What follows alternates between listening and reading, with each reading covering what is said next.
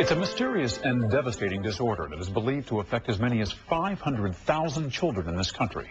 No one knows for certain what causes autism, but one theory has ignited an intense debate. Tonight, meet a scientist who wants to put that theory to the test. He wants to learn more about the causes and a possible treatment for autism, and he has a special reason for taking on this mission: his daughter, Kim. John Larson has the story. Sunday, Monday, Tuesday, Wednesday, Thursday. Kim Adams knows every word, every move by heart, because she's watched this same video thousands of times. Bonnie's birthday. Like many diagnosed with autism, she is trapped in a world of repetition and ritual. Kim, you want 2 braids? For example, her father Jim knows his daughter will want 2 braids because it's Wednesday, and Kim insists on wearing 2 braids and a dress to school every Wednesday. Her need for order is extreme.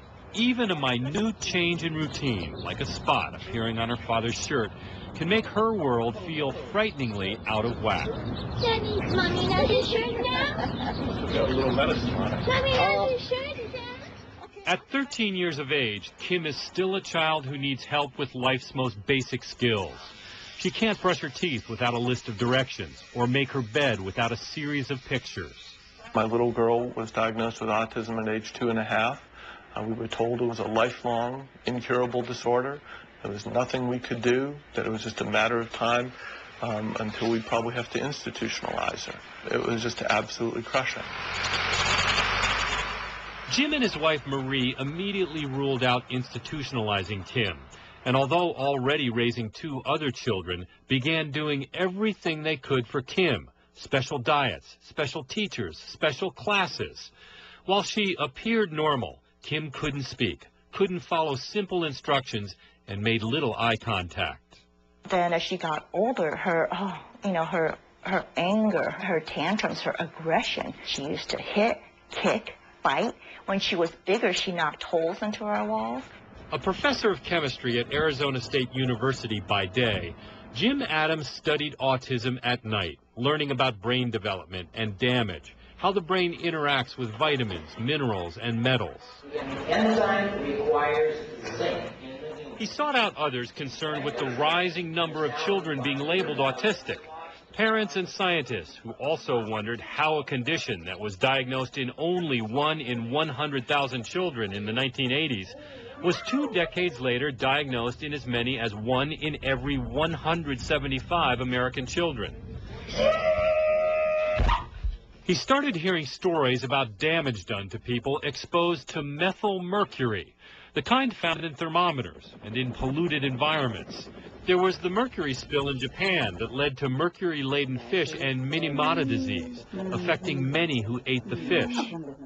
He heard about pink disease, also called acrodynia, a mysterious condition that afflicted children in this country roughly 100 years ago. The symptoms included social withdrawal and lack of language.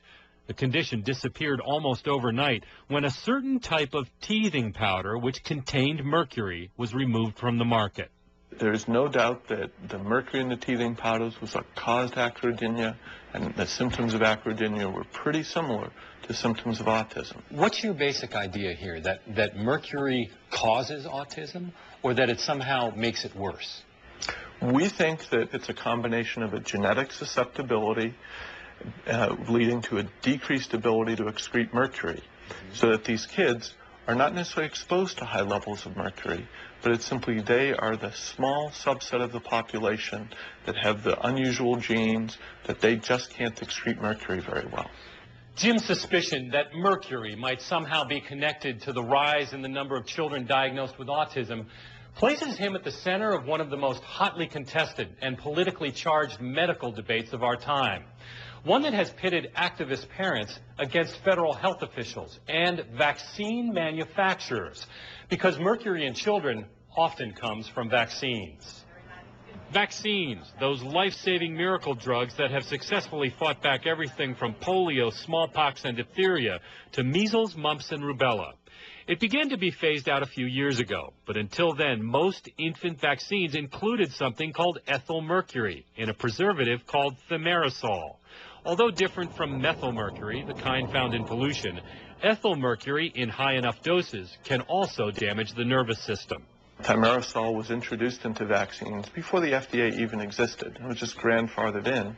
And then as children began receiving more vaccines in the vaccination schedule, the amount they received kept growing and growing until 1999, when Congress asked the FDA to evaluate the amount of mercury in all the pharmaceutical products. What the Food and Drug Administration discovered was that along with getting more shots, by 1992, children were also getting more mercury.